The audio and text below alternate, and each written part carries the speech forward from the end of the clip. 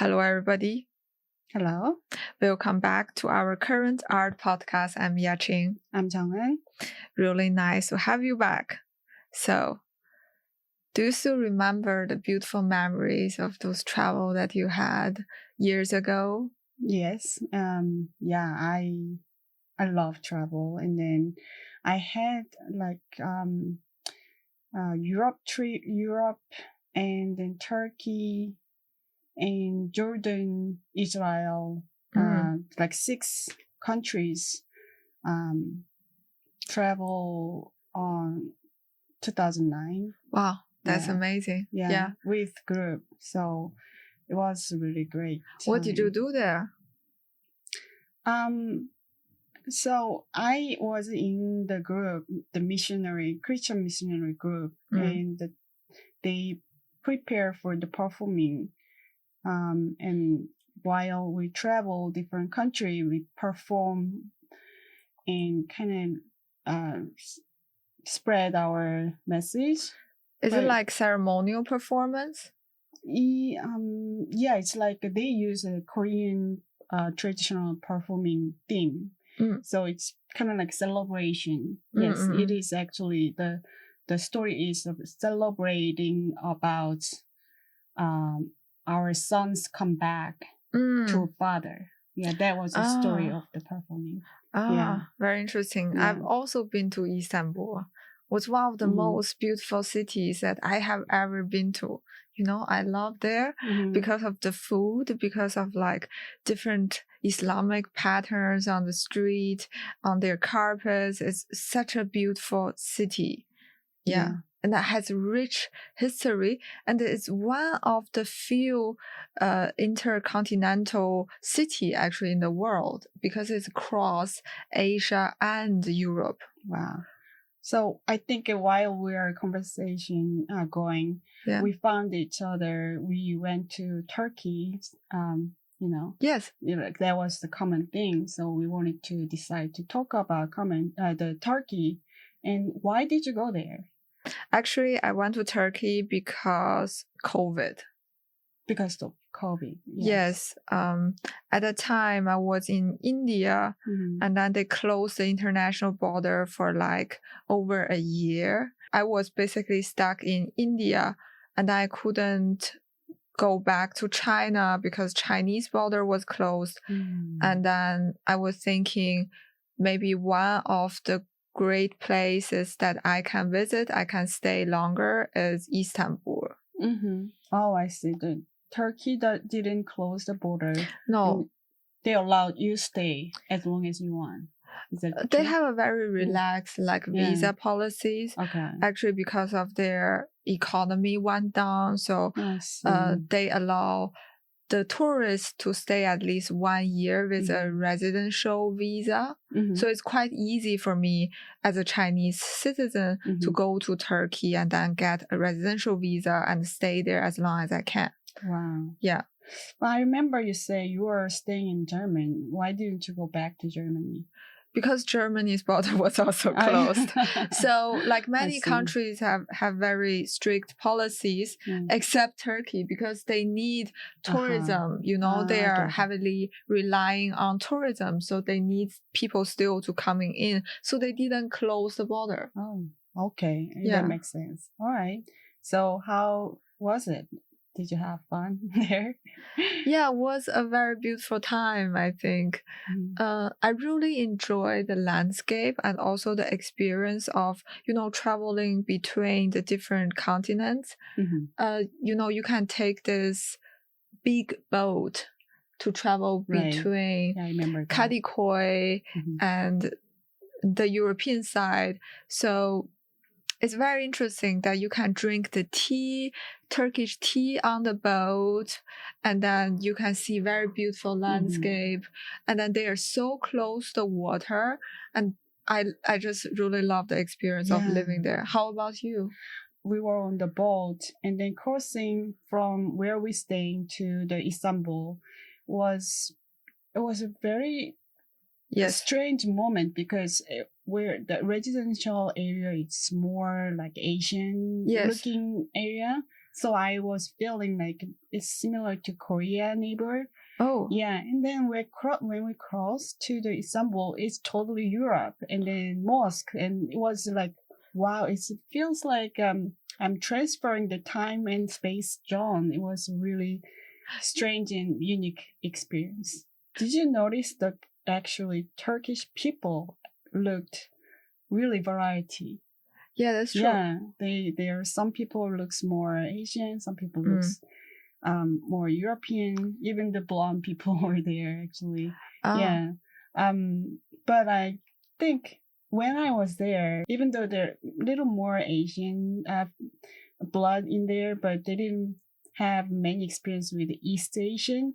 Yeah. So they staring at me. Oh, really? It was really like uncomfortable like moment. I actually have a picture I show next like time. Like people staring at you. Yeah.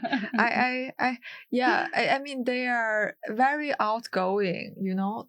They stare at you, but they think it's all right to do so. Yeah. Maybe they're curious. Yeah, they're very curious. I didn't feel any like discrimination actually, but just like was uncomfortably staring at me, like not just one people, like bunch of groups. Today we want to talk about like food culture, like drinks or food. So what is the most memorable like culinary experience that you have in Turkey, in Istanbul? Food, yes. The food in Istanbul was amazing. Fresh. Yeah. Fresh fruit, fresh juice. Yes. And the kebab and bread. Yeah. The mackerel sandwich, it's all that. It was so delicious. Oh, that's true. Yeah. Because of in Black Sea region, they have a huge plantage of the fruits and then the nuts. So they have a lot of like fresh or dried fruits and nuts. It's really delicious. It's so good. Yeah. When you think about Istanbul pistachio or something. Yeah. Right. So baklava, actually, they put a lot of nuts inside, and then yeah, I love that. I love the Turkish dessert. So delicious, sweet. Yeah, especially together with the Turkish coffee, it makes a great combination because bitter sweet. Right. Yeah, it is amazing, actually. Yeah, the Turkish coffee, even in Starbucks, it's another level. It's actually really they have. You went to Starbucks in Turkey? I know. Really?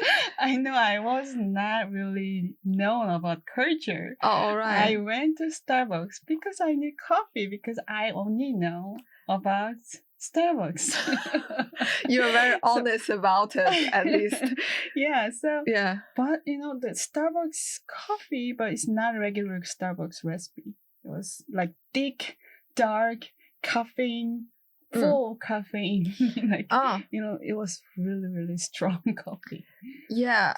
I remember the first time I drank the Turkish coffee.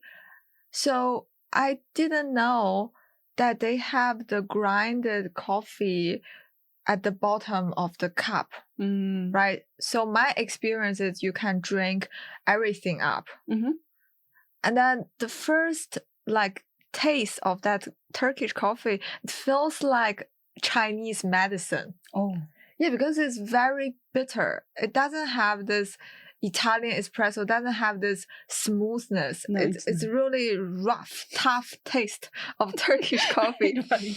It's exact expression, rough. Yeah, and then at the bottom, you also taste a little bit of this powder. And I didn't know there's powder at the very bottom. I was like, what is this? It tastes like mud. So it takes time to like it. It's not something that you like it immediately and you learn to appreciate it. And it's very good, It's so, I wanted to have more, kind of addictive later. That's true. And it's very extreme. It's the same as baklava. Yeah. The first time you eat baklava, pure sugar.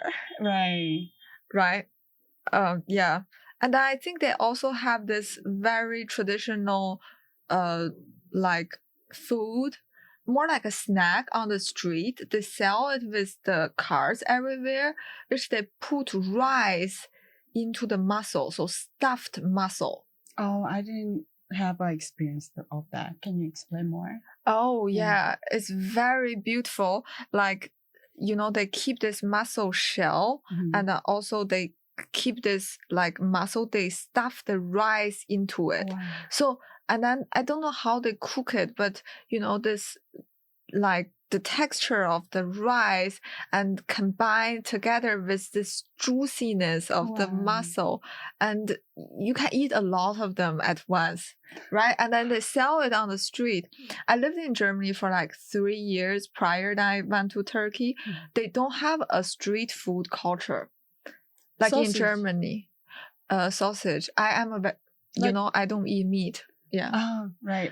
But that's true. You're right. That's true. Like currywurst. Yeah. Yeah, but that only sausage. Yeah, only sausage. Only sausage and pommes, the fries. Right, yeah. Right. Yeah, but then this is also very beautiful, like dedicatedly placed in the shelf, and then you open it, and it's just a very good culinary experience. Yeah, and then you deliver this like juicy mussels to your mouth with the shell, and I just love it. And you can buy it in so many places in all over Turkey. You make me so like worried in my mouth. yeah, I loved it. Yeah. I loved it. Yeah, sounds great. So Turkish coffee is a style of coffee prepared in a Cezve, this Turkish coffee machine. How to call it? Not coffee machine, but like coffee pot. Rick? Don't know. Called Cezve. Using okay. a very finely ground coffee beans without filtering. And then another ancient tradition is like involving placing this Cezve filled with coffee in a pan filled with hot sand. So they cook it on the hot sand. Traditionally served in a very small porcelain cup called kahve finca. I'm not sure. So yeah, when you boil the coffee ground with hot water, like on the hot sand, or once it boils, it's like just about to how to say, the overflow, and then you took it off, you remove from the sand, and then put it back, and then they start to boil again, and then it's that kind of step, like 3 times that you have to do it. Oh yes, that's the Turkish coffee boiled method. I read it a little bit online yesterday. So basically, when the foam came up, and then you remove the heat. Yeah. Why they are doing that over and over? I think anytime you do it, the ground goes down. It's not on the top. Oh. So that's why they keep boiling down. Boiling, and then remove the ground. To bring the ground down. I understand. Yeah. That's so interesting. Yes. Yeah. It's also very similar to Greek coffee, right? It's like this kind of coffee was actually very famous and popular in many countries. Yeah, but the most famous one is the Turkish coffee. Yeah. And talk about the memory of taste is also very important. Like, do you have like special memory of like special food in Turkey with somebody, like with friends, with people that you don't know? Well, I wasn't with group, so my friends always walking together. And when we passed by the kind of like port, they selling the mackerel sandwich. And we bought that and then ate on the street. It was street food, right? Yeah. So delicious. What's mackerel sandwich? The sandwich, you have like the French bread, baguette, and then they put the mackerel, the fish, and then some kind of the vegetable and mayo and something like that. Yeah, I think it's not mayo maybe, but it's some sauce inside. Oh, you're talking about the fish sandwich. Yeah, well, it's mackerel actually. Called mackerel. Mackerel. I like their fish sandwich, and I also like the way they cook it. So they just grill it on the street, right? Or next to the Bosphorus Sea, right? At the harbor. Yeah. And then like miles away, you can already smell the fresh fish was being grilled. Right. And I remember the smell, you said the smell. I remember the smoking smell was just in the air on the streets. People smoke a lot and drink coffee. Oh, yeah. And then smoking fish, it's like, it's full of smells. Oh, yeah. It's a very laid back lifestyle, I think. It's a lot of like relaxing attitude. It's the opposite of New York, where we are at right now. I think I could not smell the cigarettes in the city. Like everybody is smoking. And you cannot smell? I cannot not smell it. It's like everywhere. Oh, yeah, everywhere. The cigarettes are everywhere. And so many people in the cafe sitting there, but they just light up a cigarette. And then they don't smoke it all the time, but they just let the cigarettes burn. I think so, right? Yeah. So you can constantly smell the smell of cigarettes. Yeah. So and then chatting, they just chatting. Yeah. And it's interesting. I was kissed by a girl in the bar in Turkey, in Istanbul. Oh my gosh. Yeah, that's true. Wow. It's okay. Yeah, you can I know. have experience. I mean, it's fine if you prefer. I mean. I wasn't prepared. I didn't know that she is going to kiss me. And also my ex-partner was there. Oh, maybe that's, I don't know, that's their culture. Just like showing your friendship. Yeah. They do kiss for a friend with a friend? No. It's more like mouth-to-mouth kiss. Oh. And I was talking with this girl and somehow she started to touch my face. Oh, romantically. A little bit. Oh my gosh. And then she said, "Oh my God, you're so beautiful." And then, she started kissing me. Well, and I was shocked. Yeah, I mean, as a straight woman, I'm not gay. So, I mean, if you're gay, it's fine. I am a straight too. Okay. Sorry. Yeah, that's true. You didn't know I'm straight? I do. I mean, you can be a bi. Oh, yeah, that's true. That I haven't discovered yet. Yeah, maybe I am. Yeah, that's true. But then, and then she started kissing me and I was just, very inactive because I don't know how to react to a woman's kiss. Okay. Right? First time. It's an amazing experience. And then you're not gonna forget it. Yeah, and then she stopped. She realized, oh my God, maybe she was misunderstood. No, I'm pretty sure that she I was with my partner at that time. And then maybe she was too drunk. I was very beginning of the party, so I don't know how she could get so drunk like that. And then, so we stopped. And then she started touch my face again and then want to kiss me again. And then that's the time I said, you know what, that's good. The first one was good. Let's just keep the first one, in our memory. You say that? Yes, exactly. Okay, you express your opinion, so it's fine. Yeah, because my partner was standing there and watching us. Like he was standing next to me. So okay. Yeah, it's quite unique experience. Yeah, that's true. But I like that.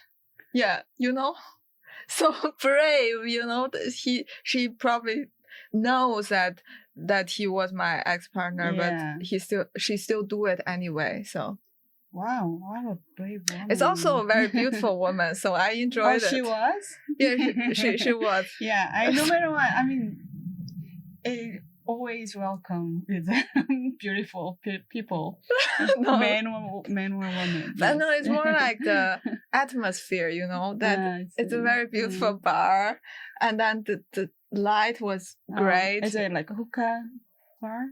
What's hookah bar? Hookah, the water pipe, cigarette kind of thing. No, was not like a water pipe.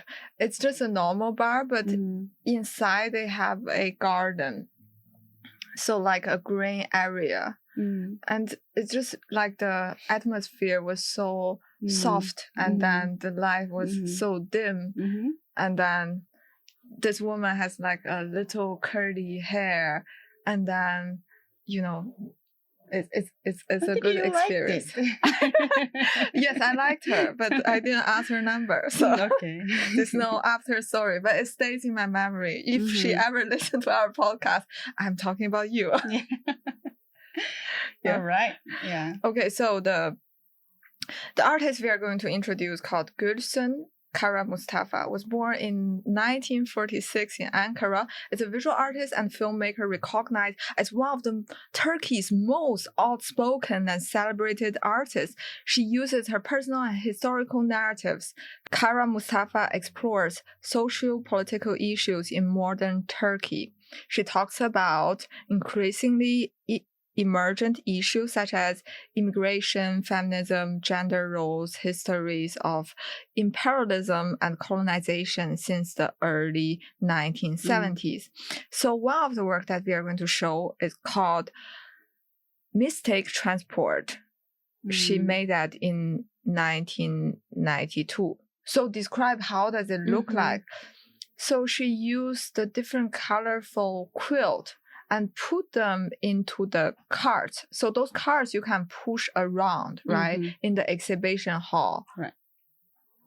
So you saw like very dedicated fabric was being caged, being confined in these cars and can go moving everywhere. Like the people, they can live everywhere. They can go everywhere, which is not true.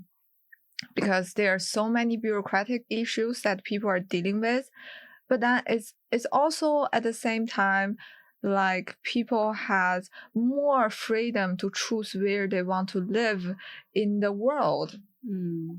What is your first impression of this artwork? It looks like more toward to blanket, right? Like blanket quilts. Yeah, it's blanket. More thicker, Yeah, so it feels like you're moving. Well, when I remember, I didn't have experience with the Korean War, but when people are like escaping from the war and they just wrap the stuff there or the living material stuff with this kind of quilt. Yes. And then I remember the picture of they wrapped stuff on their head and just walking. Yes. For surviving. Yeah, it's a very important part of surviving. If you have a blanket or if you have a quilt, you can use it as a canvas to pack all of your things. It can also keep you warm and keep you feel safe. It's like the first step of the shelter. Right. Yeah, I feel like the shelter, surviving, and it's like necessary for your life. Yeah. It's also about that human moving around, like traveling, like the meaning of we are not stagnant in one place. It's like the current. You're always changing the places. Right. Yeah, like you. Yeah, how does it feels like? Does it feels like a sense of insecurity? Does it feel sense of like being in danger?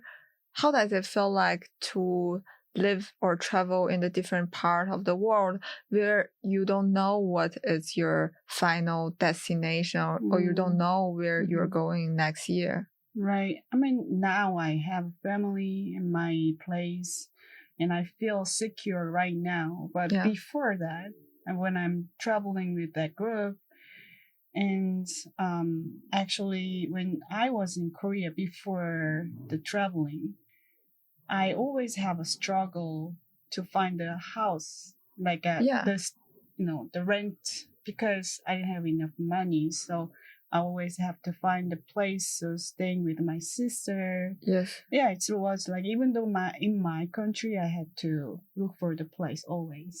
Yeah. Yeah, so I feel it was insecure, scary, and yeah, sad. Yeah.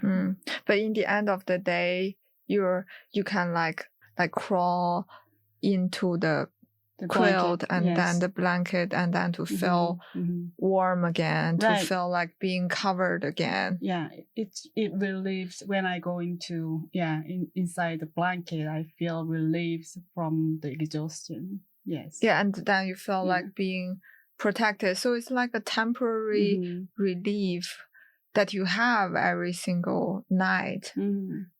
That feel like going back to a safe place, and no matter what is the outside, no matter how your environment change outside, but then at this very private little place that people feel the warmth by those material that we have, like blanket, pillow, this softness. Right. Yeah.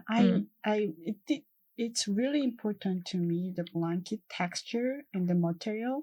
I only like the cotton. If I try to use different fabric, like, other polyester, whatever, but cotton, if I don't have cotton, I can't sleep. It was since when I was little. So I used same blanket over and over. So I used it until it ripped out. I remember that when I was little, because it's constantly washing, use the same thing, same blanket. I think it's like, babies have like a attachment loving blanket, loving blanket. I think that was kind of similar reaction. Understand. Yeah. So it's almost like they have attachment to certain textures. Yes. Like they like to be surrounded by the special textures, and they grow a bind. Yeah. They have like a relationship with this specific textures. Yeah. I still have that. So even though in the summer I have to use the heavy, like the heavy blanket, basically. I wrap myself to go to sleep. That's very interesting. And in her work, like she described, in our very hyper-mobile society, and then the internet workers or the political refugees who travel from place to place in the stimulation of freedom are also in effect entrapped by economic and governmental necessities. Right. Yeah, I think that artist, she touched people's sense and feeling by showing material, that blankets. It's just looking at blankets, and inside the basket you can move around. It's quite moving. I like them really. Yeah, because impact. Blanket is always related to skins. It's always kind of a material that would wrap around your body. It has a contact with the most sensitive and vulnerable part of our body. Yes. Yeah, and then at the same time, it was kind of stuck in a caged like cart, right? It cannot go out by itself. Yeah. Let's talk about culinary experience again. Do you have a most memorable taste in your life? No matter it's from Istanbul or from other places in the world, just you remember this very specific taste Yes. Actually, I was. It's not from Istanbul. I mean, their food was amazing, great. But mostly, I bring my memory Yes. is from Korea. The Korean food. So which one? ramen. Ramen. Yeah, the instant cup noodle. Okay. Yes, because yeah. The Korean people eat ramen at a snack or meal or like constantly. Well, I was like that when I was little too. Like when my parents coming late and I had to boil the ramen myself at home, and then that kind of thing. But while after I graduated high school, I was a little bit concerned about my weight and my health, so I stopped eating ramen. And then when I come here, it's not much food I can have. It's limited Korean food here, definitely. Yes. So quickly I can nourish myself is the cup noodles. I feel so relieved when I drink, have a soup and then noodle. Because it's warm. And spicy, that taste from Korea. The spiciness, salty spiciness. And that is, I think it's attached to my previous life, definitely. Like what is the memory? Which part of the memory are you attached to with this ramen noodle? I was first grade in Korea. Probably like in here 6 or 7, and my parents were outside always. My mom, I don't know, she made money or not, just she wasn't home. So after I come home, I had to stay alone. Well, in Korea, actually, they can go to school that walk by themselves and then come back, and so it wasn't really child care going on. I know at the time. No, I mean, still Korean students they walk to the school themselves. Yeah. Anyway, so I came home. I was hungry, so the 6-year-old, I had to put water into the burner, but burner was like kind of my eye level, so I had to bring it up, and then I brought the stool up, and then look into the pot. I put my noodle in and boil for 5 minutes, and then bring it back. Like it's kind of higher for me, so I had to bring it carefully down. And I was just sitting myself and eating noodle. That was that I still remember that time. Yeah, and it was it was sad, but no, it's like a story of surviving in the world. Surviving. Like, think about the little Han. My son. He's now he's almost 6. But that age, he boiled the water himself, and I don't even make him touch the burner, not yet. But I had to make noodle myself. At the time, they didn't have the cup noodle. I had to boil it on the pot. Yeah. So it's really a story about how do I take care of myself too. Yeah. Like I related to that part of the memory, like the whole system, like how do I really do this difficult task to get the things that I really needed? It's a necessity, food, warmth, like a place to live and a place to feel secure. Right. But I just remember why I feel like attached to ramen, even though that memory is not really pleasant. Because I don't know. It's just it's a good memory or a bad memory that really attached to the childhood. You can't really forget it, I guess. Yeah. But I guess that those moments that we felt like a lot of struggle.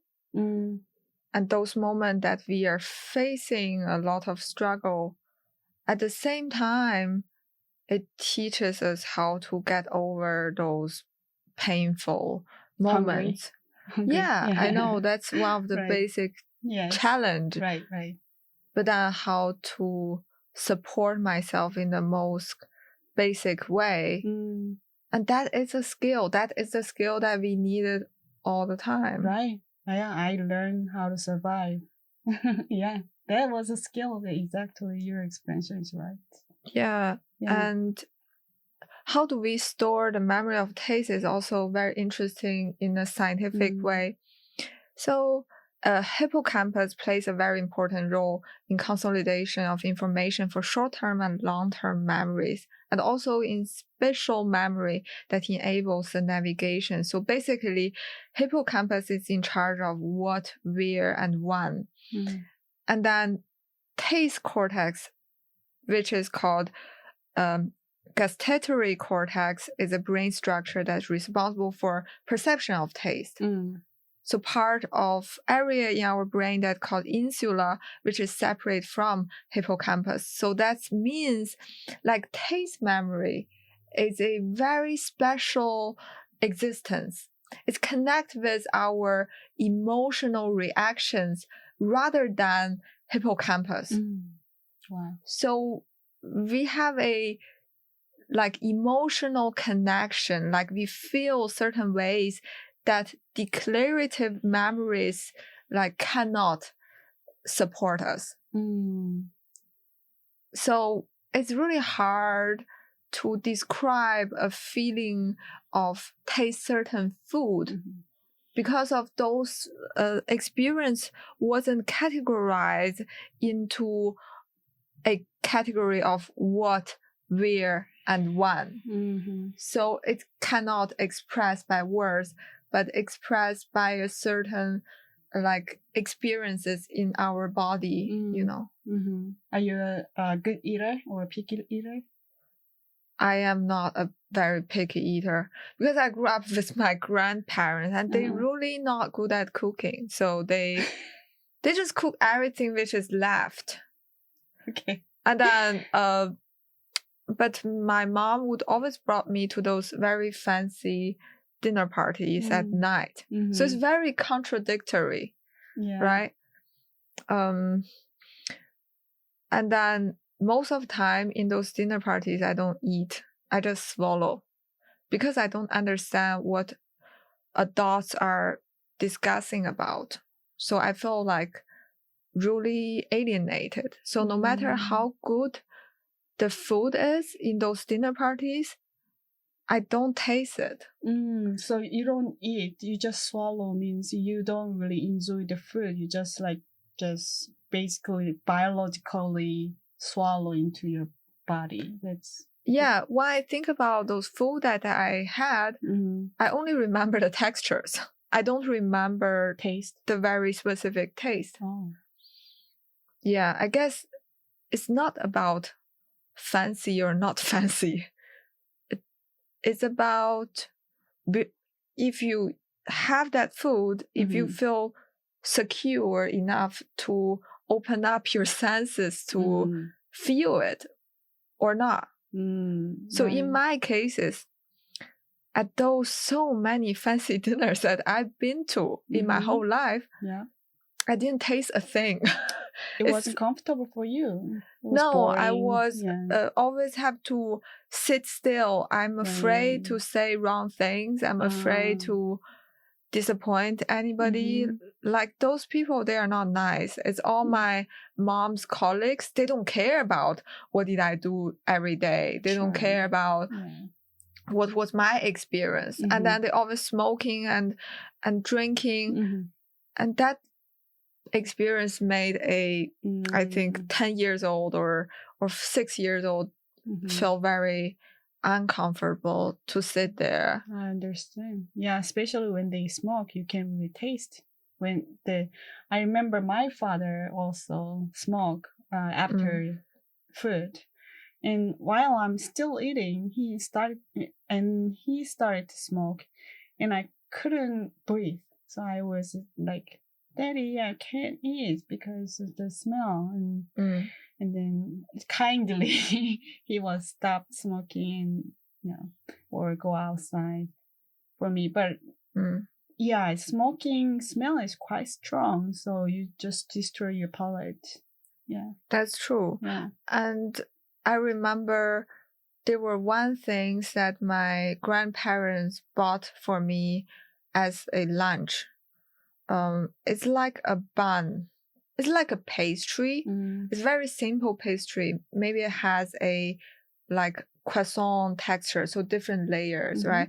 Inside it's just sugar. So it's like a sweet bun with a crunchy like skin. And I think that is one of the cheapest food. But I remember eating it at the round table they have at home in the lunch after I came out of school, and then the sunlight would shine on the table and I can watch my favorite TV show and nobody is bothering me. Nobody asked me to do any tasks or nobody asked me to perform in a certain way. Nobody asked me to be polite, to look as a good kid, and it's just very relaxing to eat a sweet bun. And I remember the taste of that. I can still remember. I can even still feel the temperature of that, like lunch, lunch table and sunshine from the day. That's nice. It's like giving you comfort, like blankets. Yeah, like the blankets. Yeah. So you feel secure. It's important. Right. Right. Exactly. Use your sense is. It's all connected with your nerve too. So if your nerve is too like anxious and stiff, then you don't really use your sense, I guess. It stops you from feeling things. Right. So I guess no matter where you go in the world, no matter where you're traveling to, find that little moment or little things that can connect with this security that you had in your life. No matter it's like a zip of coffee or like a piece of candy or little dessert or anything, or even a zip of water, just to come back to that security and feeling safe. Yeah, because the safetyness is always there, and then you have to find it. The safetyness will not chase you around. You have to kind of search for each other. Yeah, it's a really good connection, like safety, security, and then feel your sense is basic right, as a human being. Yeah. Right. So it's just relax. I mean, not being relaxed, but just get secure yourself and feels, I guess, try to feel your sense as relaxed as possible, Yeah. But it's gonna be hard moment through your life or whatever, but yeah, there are going to be moments where you feel like so uncertain about certain things, but we can always rely on ourselves to find those little things and little moments to feel safe again. Once you feel safe again, the problems start to resolve. Right. But the first thing is you have to feel safe and then to act on certain things. Right. Do you feel secure now? I feel super secure. I feel like I would just take a nap right now, but we actually have to close it. So, really nice to spend this Sunday morning with you. And I hope to see you every Sunday, 10 a.m. We are available on YouTube Podcasts, YouTube Music, Pocket Podcasts, Spotify, Apple Podcast, and our IG account is, Instagram account is current.art podcast. Thank you so much for listening and watching. We see you next week. Bye-bye. Bye. Art of podcast. What is that? I don't know. Oh, great. That